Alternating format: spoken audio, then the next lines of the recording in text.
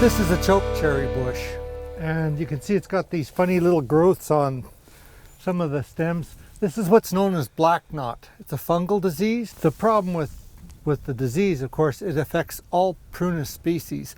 So that means that's your cherries, that's your plums, and it really does spread readily to our expensive ornamentals that we buy.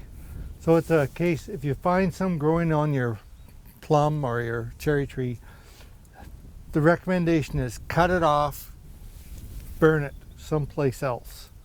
Because these little bodies here, they just produce tons and tons of spores, and it just keeps getting worse.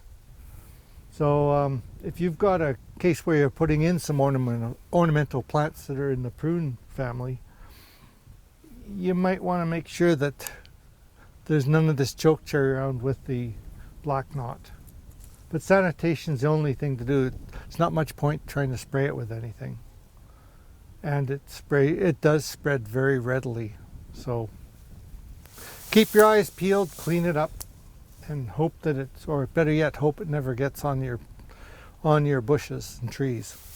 Another problem weed we have, you especially see it along the roadsides, in the ditches, and it starts blooming at this time of year, and that's toadflax.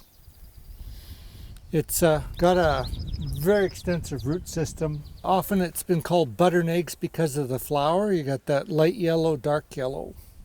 It's one of those weeds that we look out for. It's a noxious weed, but it's also one of those ones that we try to attack every year.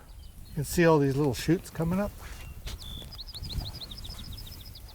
So it's extensive root system, and it's got all these shoots that'll come up. So you start with one plant. Before you know it, you got a huge patch. If you know of a patch, let us know, and we'll control it on the ditches.